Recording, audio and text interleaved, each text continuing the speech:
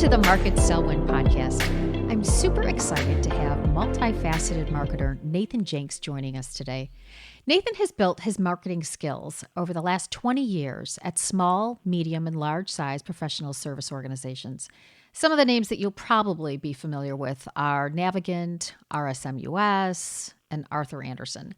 He is currently leveraging all of that experience as an entrepreneur in his own marketing and communications firm, Zweck Strategies. So we're going to cover 4 topics in our 4-part series. In segment 1, we will talk to Nathan about his career journey. With segment 2, we're going to get back to basics, discussing an approach to digital marketing. In segment 3, we're going to focus on digital marketing funnels, specifically that initial step of really deciding which people are in and which people are out. And segment 4, we're going to do something a little bit different and talk about imposter syndrome and specifically why some marketers don't feel comfortable with their own ideas. So with that, let's get started. Welcome to the show, Nathan. Thanks for having me, Julie. I'm excited. Good. Well, thank you. So our career podcast is really focused on marketing and sales professionals. And my goal is to share their stories to really help others that may be starting their career, are stuck in their career, or just trying to get better at what they do. Not everybody has a mentor that they can talk to. And sometimes you just want to hear what somebody else in a marketing and sales role is doing and what, their life looks like and how they got there. So today I'm going to ask you to kind of walk through your journey, highlighting some of the skills that you've found to be important and the impact that mentors have had in shaping your career. So with that, tell us your story. And I will say that some folks have started, going back to childhood. You don't have to go back that far, but everybody, and I say that because some people really, their childhood had a big impact on their career. But, tell us, start wherever you want and kind of just walk us through how you got to where you are. Yeah. So, I'm not going to go back all the way to childhood because I probably am doing something very different than what I would have thought you asked me at 8 years old what I'd probably be doing. But, you mentioned mentors. So my first real job out of college was with Arthur Andersen. So that's one great way of dating myself a little bit. But, that ended up being a tremendous place to start a career. One of the hallmarks of that firm was the stewardship that the people instilled in the rest of their professionals. And I ended up having the chance to work with a couple of the marketing leaders at the firm who ultimately became both mentors, friends, and were individuals that I was able to kind of follow along in my career early on. A couple of them were individuals who hired me at some of the firms that I worked at. And then later on, they became peers, sounding boards, and even clients to this point. So, my path took a couple of different spots within the accounting and the consulting world, mostly at those really pretty large firms for the first 18 years, and then I ultimately decided, hey, I like what I do, but I want to do it a little bit differently. So about 3 years ago, I ventured out on my own and started to kind of continue to do the same marketing communications work, but do it from the other side as a consultant. And you have to be honest, I love being able to do work from this side.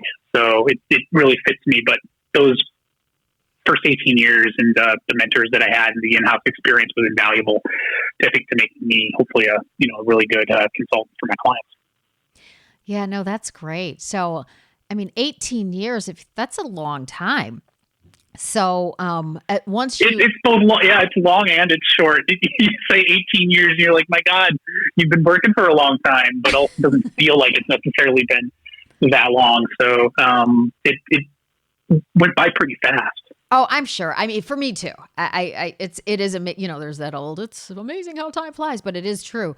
But I would think once you started your own firm, just being able to call on all of the experience you had from the other firms that you were with was a big, big deal.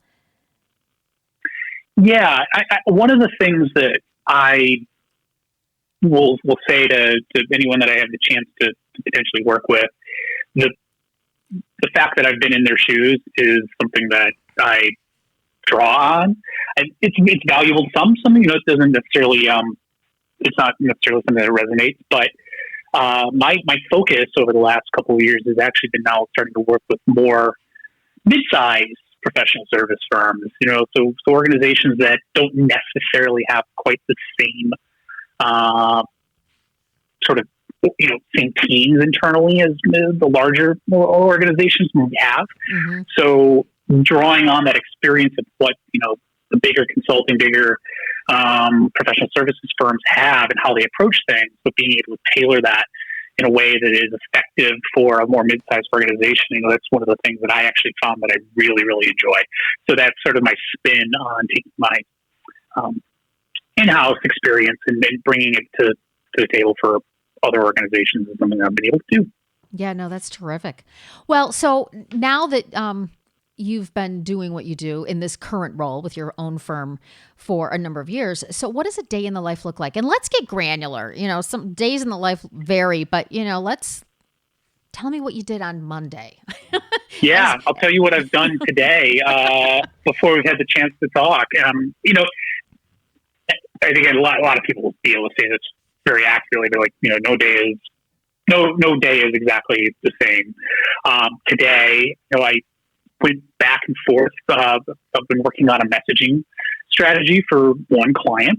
And for another client, I handle their social media. So Mondays are a day of being able to dig out some interesting stories or being able to focus in on some of the messages that are important for them to continue to push that are aligned with their campaigns.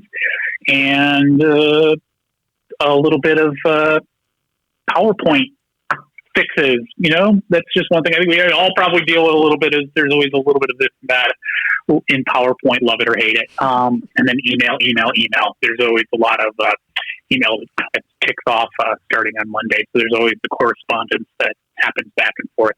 And then a couple of Zoom meetings sprinkled in. So the thing I like about it is that, it's a wide variety of both strategic and sort of more execution focused things that I get to have my hands in all the time. Yeah, I think having your hands in the pot is a super important piece of a role. Because I was talking to another business owner and his firm was a little just the structure was different. It was larger. And so he's like, I'm not in the day-to-day anymore. And when you get further away from that, you feel like you lose touch a little bit. So I think that's pretty cool that you're doing both, and probably makes you very impactful in what you do. And I found that it's what I enjoy. I like strategy's always been something that I really, really enjoy, and being able to formulate that, have really interesting conversations that turn into something new. But at the same time, being able to then roll your sleeves up a little bit and make that come to life is something that I do really enjoy. And so that's part of the reason why I've found myself gravitating towards working with more smaller, mid-sized professional services firms, because frankly, they don't have the bulk of teams to be able to just hand over, a plan to a team to be able to then just focus on the implementation. You kind of have to be both of those dynamics all in one. Mm-hmm. That isn't, I would not, that's an excellent point, that when you're talking about those size organizations, they don't have the people on staff to do it. So you would be both strategy person and executor. So, yep. All right. So let me ask you this. Now that you've been around a while in life, what are like the top 3 skills that you've found to be most valuable in your career? Yeah. So the first that I will tell anyone is, you have to have really good writing skills and marketing and communications. It kind of speaks for itself if you're in a very pure communications role, but you need to be able to really formulate your ideas in writing, I think, to be someone who can persuade.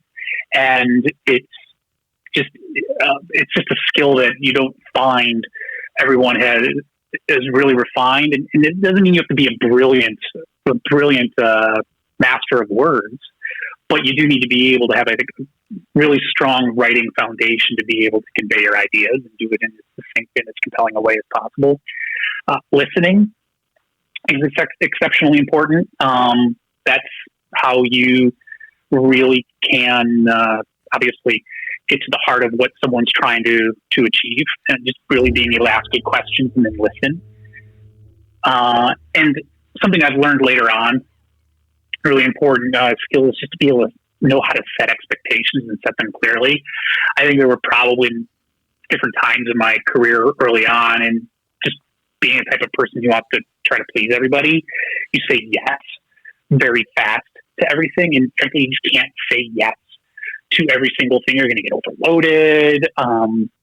You may not be the best at being able to get something done. So being able to set expectations and say no in a way that's constructive is really a skill that needs to be developed. And I think something that I've had to draw on more and more, particularly in my role that I have now.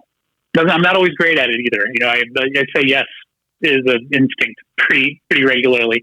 So understanding how and when to say no in the right way is something that I'm still teaching myself. Yeah, no, it is a good point though. I think it's one of those that it can take a little bit of courage or a lot, depending on what it is. Sometimes it takes a lot. Yeah. I mean, it doesn't always come with, it's not a message that you always want to be delivering, but frankly, at times that is something that needs to be set out. And I think it's always about making sure that when you say no, it's not like you're just closing it off and it ends there. How can you still be helpful? So no, in my world today, like no sometimes means, hey, I can't do that instantaneously right now. Is this something that can be handled in the next 48 hours? Or if I can't handle it right now, I've got someone else who might be able to help you out in a pinch. Or it's just not something that's really in my skill set. Here's someone else that you can possibly speak to who might be better off at being able to solve that problem that you have.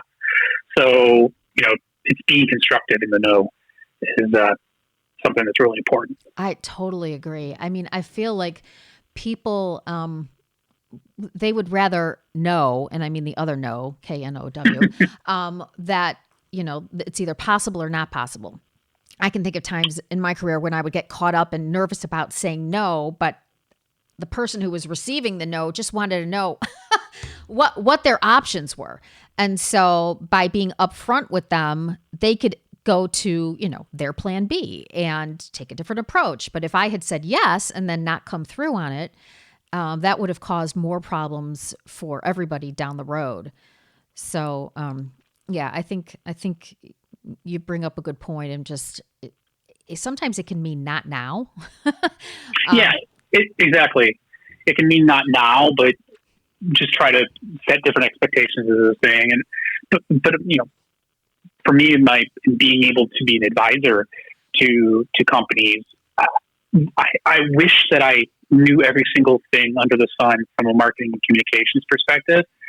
And I do know a lot, but there are some aspects of the marketing mix that I am just not the absolute expert in. So it's tough as someone who wants to build more clients and be able to deliver a good value to say that's not me. But if you put yourself in the other person's shoes, you'd much rather get the answer and be pointed towards something that can help solve a problem than be kind of told yes on something that you actually are not able to really deliver on. Totally agree. Well, so let me ask you this. If you had to go back in time and talk to your younger self, what piece of advice would you have given yourself about just working in the professional world? Have confidence, but do it in have quiet confidence. Trust yourself and your instincts a little bit more than you do, because your instincts and your gut not always right, but they're right more often than you think. Mm-hmm. And also just don't take everything so seriously. I know that I probably early in my career took a lot of things more And that's not to say you can't be cavalier, and you can't, you do have to be serious, obviously, about your work, but only to a certain level. The work will still be there. And don't take everything just so seriously. I think it's a particularly important message as we've all been dealing with a lot more in our lives during the pandemic. So it's just something I try to remind myself when certain things start to get a little overwhelming. That is sage advice.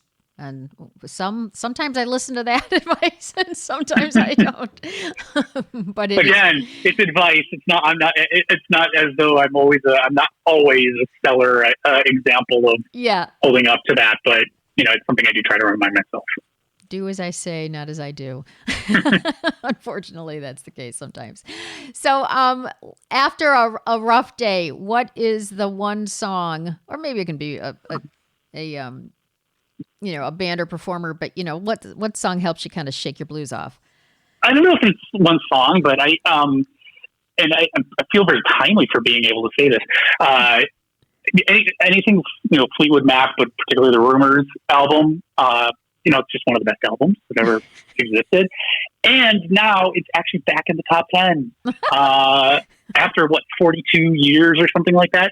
So thank you, TikTok, for, and I can't remember the guy's name, but, talk about going viral, skateboarding down the road with your cranberry juice in hand, kind of singing to Fleetwood Mac. So brought it back. So I feel very on trend. Yeah. Awesome. Well, thank you so much, Nathan. This was great. I appreciate you sharing your life story, from a career perspective with us. And I'm sure that it was interesting for our listeners just to hear, another fellow marketer out there and what their life has been like. So thank you. Well, thank you.